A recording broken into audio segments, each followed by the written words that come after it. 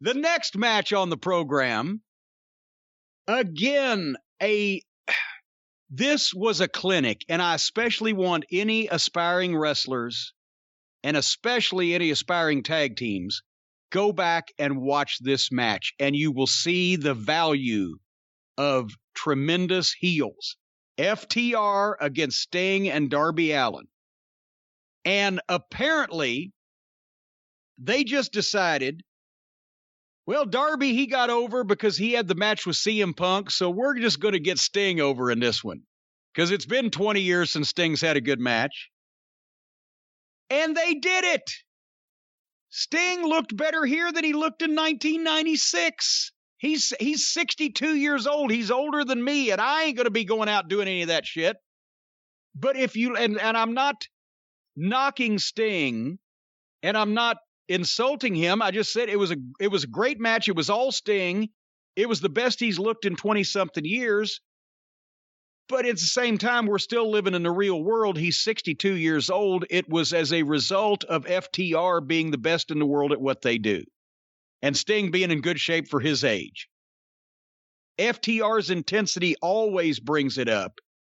But in this case, from the start, they bumped like super balls for Sting. They even slammed themselves off of him. And again, I said aspiring wrestlers and aspiring tag teams. If you've got this match on the DVR, go back and watch it. The early spot where FTR is feeding Sting. And he's standing in the middle of the ring, punch, backhand, punch, elbow. When he's standing in the middle, they're bouncing off of him. Then they feed for the slams. Dashes was perfect. Cashes, which I forget which dates they switched to. Cashes was perfect. Dax's would have been, but Dax was first as he's running to Sting. When Sting went to take him up, Sting put his arm over Dax's left shoulder instead of under Dax's chin and around his right shoulder. And so therefore, that fucked up Dax's post. He couldn't go up and post good like he wanted to, but at least Sting got him turned. And then Sting had apparently realized what he'd done, because that's when Cash fed in, boom, he goes up and Cash took a slam like Harley Race. He was looking perfect facial, perfect back arch, perfect double-handed post on the stomach. They were slamming themselves off this fucking guy. All he had to do was stand there. And as I've mentioned, aspiring wrestlers, if you want to see the perfect body slam, the perfect way a guy goes up, the perfect way he posts, the perfect way his expression, everything, and the perfect landing, watch Sting body slamming Cash. That was it. You know, it's simple shit, I know, but nobody knows this shit anymore. And when you watch FTR setting themselves up in the right place, bumping and rolling and feeding themselves up to the ropes where they need to be before you ever know they even need to be there, lining shit up to where the babyface can make his comeback and they can feed for him, or the heat spots or whatever. Nobody's this good anymore. They just get it. And they're always in the right place. Anyway, they got a little bit of heat on Sting. And then they did the double knockout with him and Dax, and he fell in Dax's balls, and Sting crawled over and just cold tagged Darby. But Sting probably needed to breathe at that point. So I'll excuse that. Darby made a comeback, bing, bing, bing, did all of his shit. FTR's out on the floor. You think it's going to be the coffin drop, but guess what? They caught him, and not catching him like all the other yahoos do when they're standing there waiting for a guy to dive on him. They caught him and fucking threw him into the goddamn apron of the ring and started the heat on Darby, and that was the break spot. Two grown men should be able to catch a 150-pound guy coming off the top rope. It ought to happen more often. Anyway, they come back from the break. Second half of the match, they're perfect. The timing, they're always in the right place. And finally, they set up a hot tag for Darby to Sting, and they finally got one. The baby faces in this wretched little company that's rapidly kicking the shit out of Vince McMahon. For the first time I can remember, a real hot tag. The heels set it up. They closed in on him. He fucking scrambled out away from them. They tried to block him off, but he flipped again. Boom, boom, boom. Got past both of them and tagged Sting, and here he came again. That was a hot tag. And Sting made a big comeback, and FTR was in the perfect places for it. And finally, they go for a spike pile driver, but Sting comes back and pushes fucking Cash off the top. And then Dax has Darby Allin where he was trying to pick him up for the pile driver, and he did not see because he was struggling. He didn't see Cash get pushed off the top. As he looks up, there's Sting coming off with a crossbody. Boom, 2 count. Holy shit. That's when I wrote they're making Sting look better than he did in 96. And he ran wild, and he ran Dax into Tully's chair that they had set up in the corner. They foiled that move and ran Dax into the chair, and then he nailed Tully, and he Scorpion Death dropped Dax. And as he gets the Scorpion Deathlock on Dax, Cash is trying to reach in and pull him out, and Darby does the coffin drop on Cash on the apron. And I know he doesn't weigh that much, but I'll be goddamned if I'd let that little fucking prick just land on me 150 pounds or no off the top rope on the apron with no give whatsoever. But Cash was very charitable there and allowed him to do that. And Dax taps out. So, from a professional standpoint, this match was fucking incredible. I have not seen a performance by a heel tag team that good in so long that they could make a 62-year-old man that's had 3 matches in the last fucking 15 years look better than he has in ages. But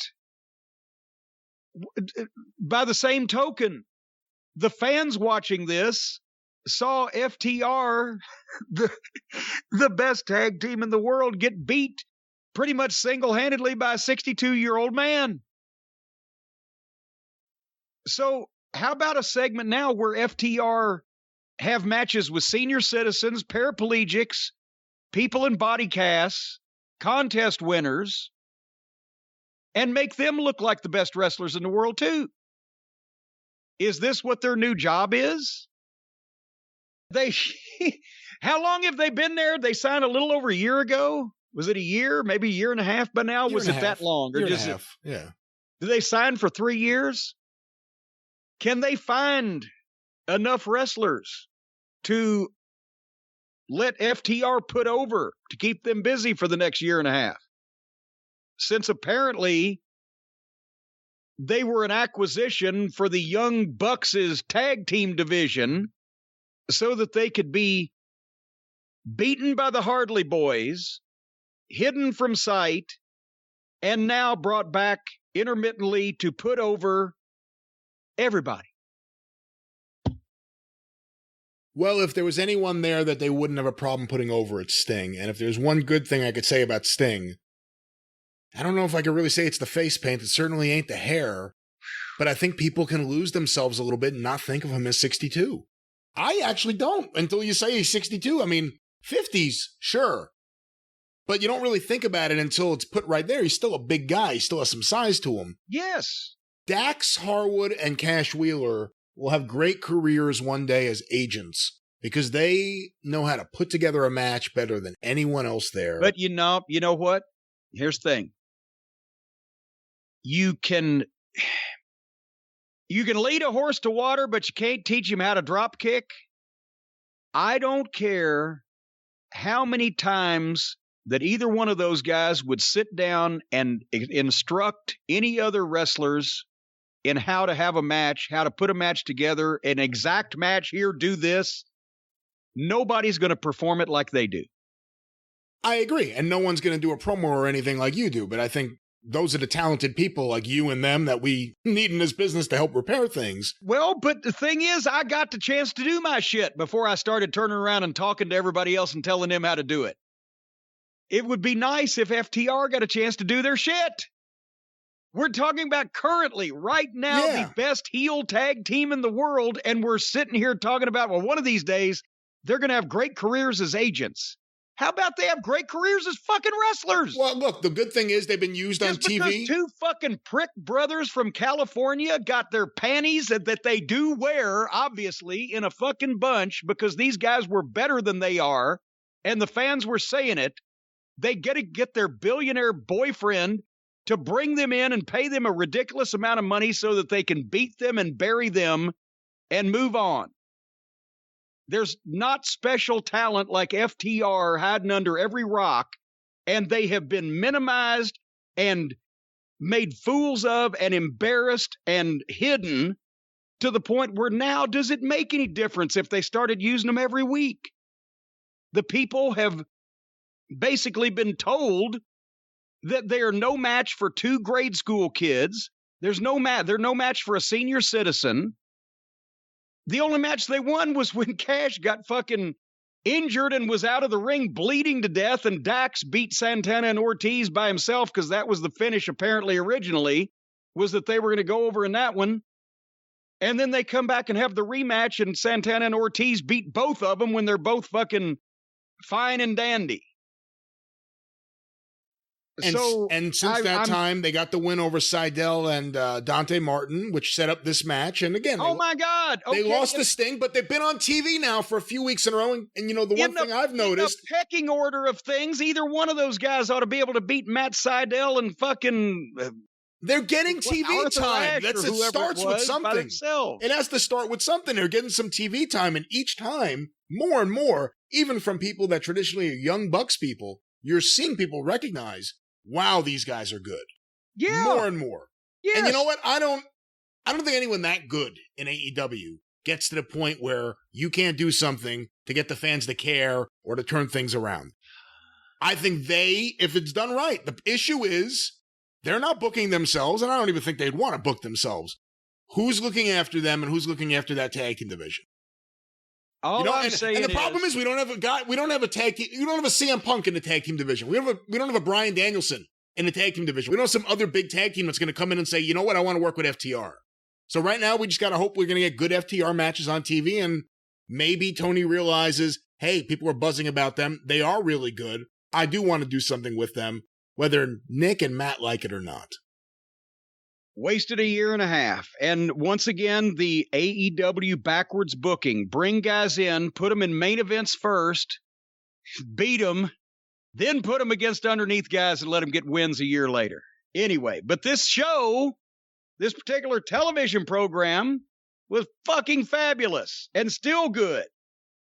And we are all the way down to the main event of this 2-hour program besides, Alex Marvez's presence and, basically that. No Dark Order, no Marco Stunt. No Dark Order, no Marco Stunt, no Hardy Family Office, no Private Party, no Jack Evans, no Butcher and the Blade. Falderall, Butcher and the Blade and the Baker and the Bunny and the Candlestick Maker. QT, all that crap. This was a main event show. They did it right.